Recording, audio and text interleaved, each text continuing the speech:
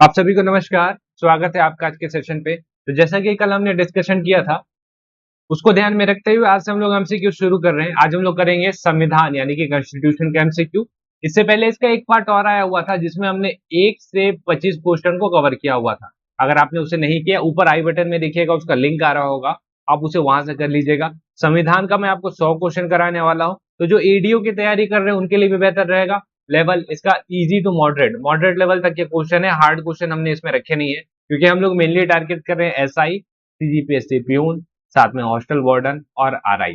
तो करते चलिएगा, साथ में देखते हैं 25 क्वेश्चन में आप कितने बना पाते हैं, और साथ में आपको डिस्क्रिप्शन तो मिलेगा ही, जो आपको आने वाले आगामी एग्जाम के लिए बहुत ज्यादा बेनिफिट करेगा। क्लास शुरू करने से पहले बताना चाहूंगा, जो लोग जिनका मैथ्स वीक है और वो हमारे साथ जुड़ के मैथ्स की क्लासेस करना चाहते हैं, तो हमारे द्वारा, हमारे संस्था द्वारा मैथ्स का क्रैश कोर्स शुरू किया गया है और 17 तारीख तक का डेट रखा गया है। 17 तारीख तक जो एडमिशन लेगा उनका जो फीस पड़ेगा वो 999 पड़ेगा, और उसके बाद जो एडमिशन लेगा उसको 1500 पड़ेगा। तो इस बेनिफिट का फायदा उठाइए और हमारे साथ जुड़िए। लगभग 45 दिन का क्रैश कोर्स होने वाला है आपका मैथ्स, आपका hostel warden, peon, SI, RI, लगभग सारे एग्जाम के लिए आपको बहुत अच्छे लेवल का मैथ्स आपको देखने को मिल जाएगा। तो टेस्ट वगैरह भी होंगे। ज़्यादा इन्फॉर्मेशन आपको इसके बारे में चाहिए तो नीचे ये नंबर दिया हुआ है, इस पे व्हाट्सएप करिए और जानकारी प्राप्त करें। चलिए शुरू करते हैं हम लोग कॉन्स्टिट्यूशन, और आते हैं एक-एक क्वेश्चन को टैकल करते हैं। सबसे पहला क्वेश्चन है, मूल भारतीय संविधान में कितने भाग, अनुच्छेद व अनुसूचियाँ थे? ठीक है, तो इसके लिए मेरे को लगता नहीं है कि आपको ऑप्शन की नीड है। आपको पता होना चाहिए कि मूल संविधान में, ठीक है, मूल संविधान में कितना, 22 भाग थे, 395 अनुच्छेद और 8 अनुसूचियाँ थी। इसको ध्यान रखिएगा क्योंकि कंफ्यूज कर देता है आज के डेट में, क्योंकि हमारे पास कितना है, 12 अनुसूची है। ये वाला देखिए, आज के डेट में हमारे पास 12 अनुसूची है। 22 भाग तो है ही, 395 अनुच्छेद भी हैं, लेकिन 12 अनुसूचियां हो चुकी हैं। 9, 10, 11, 12 इनको संविधान संशोधन के तहत जोड़ा गया है। इसके बारे में आगे चर्चा करेंगे। राष्ट्रपति के सिफारिश के बगैर यह विधेयक विधायिका में नहीं रखा जा सकता। यह संविधान के किस अनुच्छेद के अंतर्गत आता है? अनुच्छेद 110, 266, 306 या अनुच्छेद 307? इसका सही आंसर क्या हो जाएगा? इसका जो सही आंसर हो जाएगा आपका ऑप्शन ऑप्शन नंबर ए होना चाहिए इसका सही आंसर, अनुच्छेद 117। ये अनुच्छेद 110 आपका मनी बिल कहलाता है।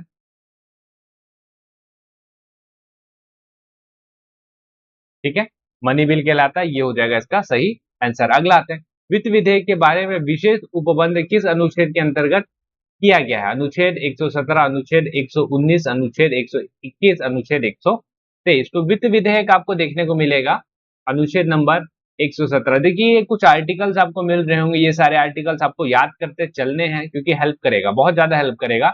आर्टिकल से आपको क्वेश्चन देखने को मिलता ही मिलता है। आगे चले, अगला क्वेश्चन क्या बोलता है, भारतीय संविधान के किस अनुच्छेद के अंतर्गत अखिल भारतीय सेवाओं का प्रावधान किया गया है? अनुच्छेद 310, 311, 312 या 313? इसका सही आंसर क्या हो जाएगा? सही आंसर हो जाएगा ऑप्शन ऑप्शन नंबर सी के साथ जाइए, अनुच्छेद 312, अखिल भारतीय सेवा, जिसके अंतर्गत आपका कौन कौन आ जाता है, आईएएस, मेन पोस्ट बता रहा हूं मैं आपको, आईपीएस, आईएफएस, ये जो रहते हैं आपके अखिल भारतीय सेवा में आते हैं। इसको ध्यान रखिएगा, ये केंद्र सरकार के पास पावर रहता है अखिल भारतीय सेवा, यानी कि आपका राज्यसभा को बना, राज्यसभा के पास मेनली पावर रहता है अखिल भारतीय सेवा का सृजन करने का। आगे चलते हैं, निम्नलिखित में से कौन सा सुमेल है जो मिला हुआ है? अनुच्छेद 17, न्याय के समक्ष समानता, अनुच्छेद 78, संसद का गठन, अनुच्छेद 192, संसदीय सदस्यों के वेतन एवं भत्ते, अनुच्छेद 352, आपात स्थिति की घोषणा। तो अपने को बताना है कि इसमें से कौन सा सुमेल है। सुमेल नहीं है, एक्चुअल में होना चाहिए था इसको सुमेल नहीं। ठीक है, तो इसका जो सही आंसर होगा, इसको नहीं कर दीजिए, कौन सा सुमेल है, नहीं, नहीं, अनुच्छेद 17, न्याय के समक्ष समानता, मतलब ये आपका अस्पृश्यता का अंत दिया हुआ है इस पे, है ना। ये 14 से 18 आपका आता है ना, equality, equal protect, equality before law आ जाता है आपका। तो ये भी वैसे थोड़ा सा मेरे को लगता है ऑप्शन बनाने में गलती हो गई है। वैसे इसका सही आंसर जो है वो हो जाएगा आपका अनुच्छेद नंबर 192, यानी कि ये ऑप्शन नंबर सी संसद सदस्यों के वेतन एवं भत्ते, अनुच्छेद जो 192 है वो डील करता है किससे? ये डील करता है आपका डिस्क्वालिफिकेशन ऑफ मेंबर,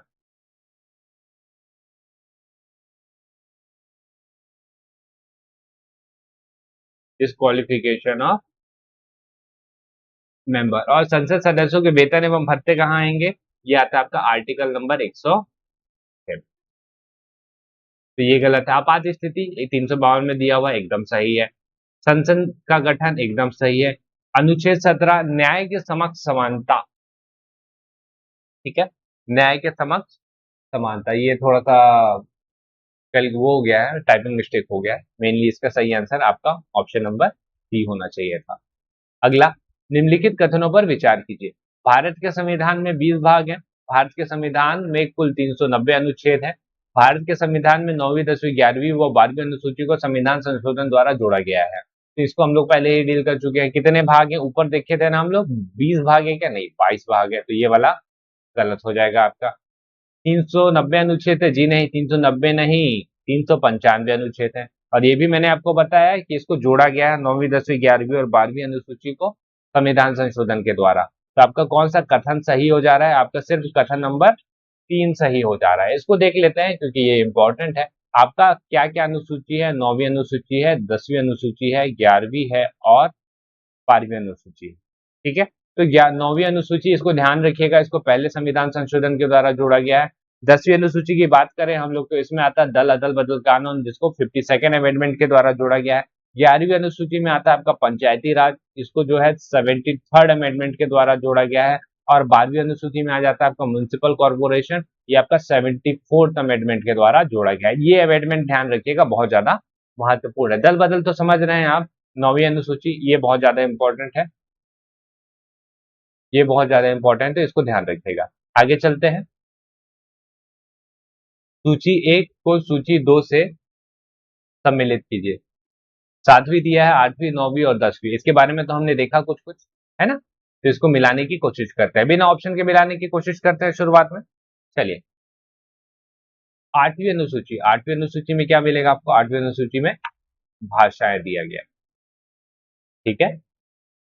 7वीं अनुसूची में क्या मिलेगा? विधायी शक्तियों का वितरण। क्या है आपका 7वीं अनुसूची में? विधायी शक्तियों का वितरण। 9वीं अनुसूची में मिलेगा कुछ विधि नियमों द्वारा विधि मान्यकरण। और 10वीं अनुसूची में क्या मिलेगा आपको? दल बदल कानून। तो मतलब ए का आपको 3 चाहिए, बी का आपको 1 चाहिए। कहाँ दिख रहा है? 3 और 1, दो जगह है, ठीक है। सी वाला निकाल लेते हैं तो आंसर निकल जाएगा। 9वीं अनुसूची का होना चाहिए 4, 4 भी दिख रहा है अपने को, ये रहा। इसका सही आंसर क्या हो जाएगा? ऑप्शन नंबर 3, 1, 4, 2, 3, 1, 4, 2 इसका सही आंसर हो जाएगा। अगला चले, किस प्रधानमंत्री के कार्यकाल के दौरान संविधान में 9वीं अनुसूची को पूरा स्थापित किया गया था? जवाहरलाल नेहरू, लाल बहादुर शास्त्री, इंदिरा गांधी या मोरारजी देसाई? तो ये है हमारे जवाहरलाल नेहरू जी। देखिए, 9वीं अनुसूची को पहले संविधान संशोधन के तहत जोड़ा गया था, इसके बारे में तो मैंने आपको पहले ही बताया हुआ। इसको मेन कारण इस वजह से लाया गया था ना, देखिए बहुत सारे जमींदार हैं, बहुत सारे ऐसे लोग हैं जो किसानों के हित में काम नहीं करना चाह रहे थे, और बाद में इसके ऊपर क्या है, कुछ केस भी हो सकता था। तो 9वीं अनुसूची को लाया गया। 9वीं अनुसूची में जो जो सब्जेक्ट हैं, उन ऐसे सब्जेक्ट को डाला गया जिसको कोर्ट में चैलेंज नहीं किया जा सकता, अनलेस एंड अनटिल वो आपके मौलिक अधिकार या साथ में हमारे संविधान की मूल संरचना का हनन नहीं कर रहे हैं, तो वो 9वीं अनुसूची में है। तो आपको देखने को मिलेगा, जैसे तमिलनाडु का केस बताता हूँ मैं आपको। तमिलनाडु में रिजर्वेशन आपको पता होगा शायद 69% है। तो ये जो रिजर्वेशन का ये वाला जो है ना क्राइटेरिया, इसको डाला गया है कहाँ पे? 9वीं अनुसूची में। इस वजह से इसको कोर्ट में चैलेंज नहीं किया जा सकता, है ना। आगे चलते हैं। अगला, भारत की संसद किसी कानून विशेष को भारत के संविधान की 9वीं अनुसूची में डाल सकती है? इसके बारे में तो अभी चर्चा किया हमने, जी हाँ डाल सकती है। अगला, 9वीं अनुसूची में डाले गए किसी कानून की वैधता का परीक्षण किसी न्यायालय द्वारा नहीं किया जा सकता एवं उसके ऊपर कोई निर्णय भी नहीं लिया जा सकता। क्या सही है? अर्ध सत्य है बोलूंगा, पूरे द्वारा सही नहीं है। न्यायालय इस कंडीशन में उसकी वैधता का परीक्षण कर सकती है कि क्या ये आपके मौलिक अधिकार का हनन कर रहा है कि नहीं, क्या ये भारत के बेसिक स्ट्रक्चर यानी कि जो मूल संरचना है उसका हनन कर रहा है कि नहीं। तो ये वाला आपका गलत हो जाएगा। तो सही आंसर क्या निकल के आया? ऑप्शन नंबर 1, केवल एक आपका सही है। ठीक है, केवल एक आपका सही है। तमिलनाडु वाला केस मैंने आपको बताया, उसको ध्यान रखिएगा। यदि भारत संघ के नए एक नए राज्य का सृजन करना है तो संविधान की निम्नलिखित अनुसूचियों में से किसे संशोधित करना पड़ेगा? पहली, दूसरी, तीसरी या चौथी? तो हमको पहली अनुसूची को संशोधित करना पड़ेगा। पहली अनुसूची के अंतर्गत कौन कौन सा आता है? आर्टिकल नंबर 1 से आर्टिकल नंबर 4 भारत भाग 1 में आता है ये।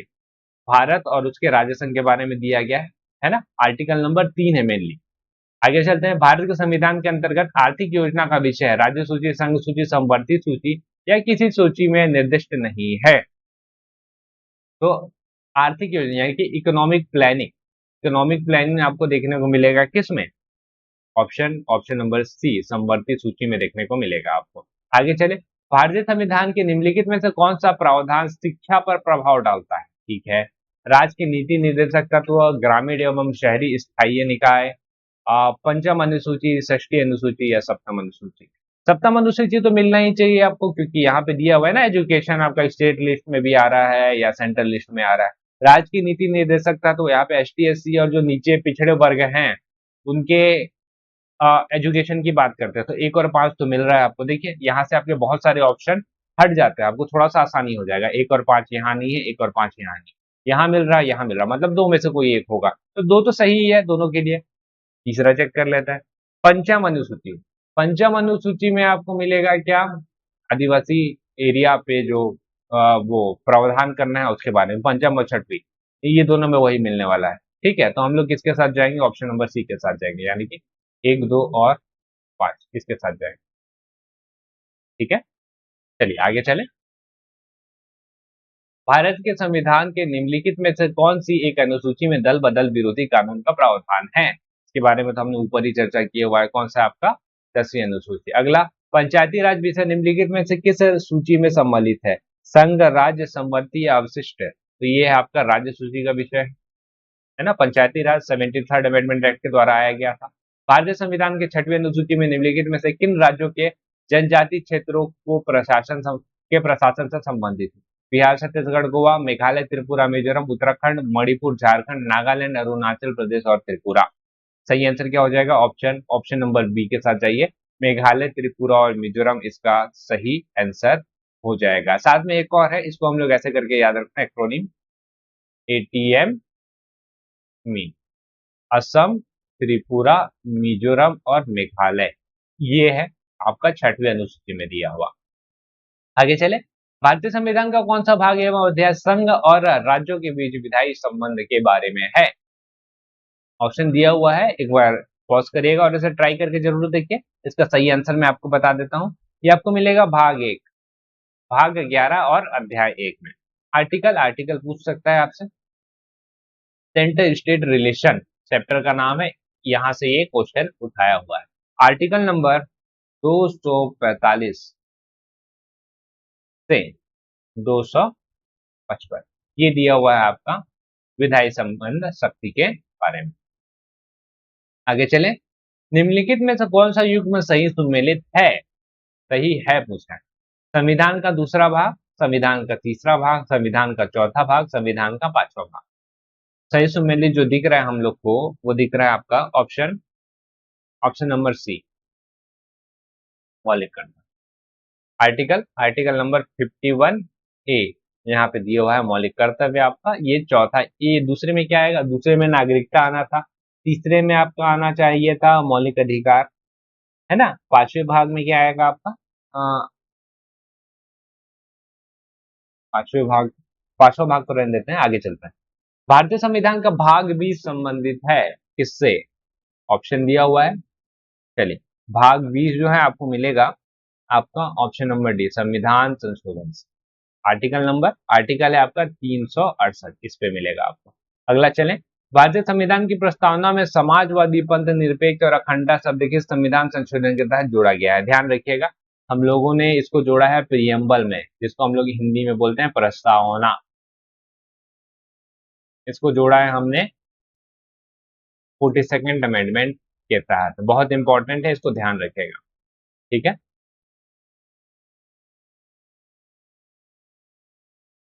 आगे चले। निम्नलिखित में से किसने भारतीय संविधान की प्रस्तावना को हमारे संप्रभु प्रजातांत्रिक गणतंत्र की जन्म कुंडली कहा है? जवाहरलाल नेहरू, वल्लभ भाई पटेल, बी आर अम्बेडकर या के एम मुंशी? इसका सही आंसर है आपका के एम मुंशी। आगे चलते हैं। किस बात के फैसले में सर्वोच्च न्यायालय ने सर्वप्रथम घोषित किया कि उद्देशिका संविधान का हिस्सा है? बेरुबरी केस, सज्जन सिंह, गोरखनाथ या केशवानंद भारती? तो ये है आपका ऑप्शन ऑप्शन नंबर आपका ए आना चाहिए इसका, बेरुबरी केस। ठीक है,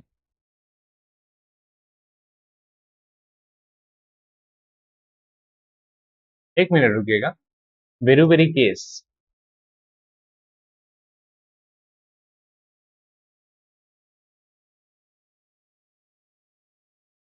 शायद यहाँ पे कुछ प्रिंटिंग मिस्टेक हुआ है।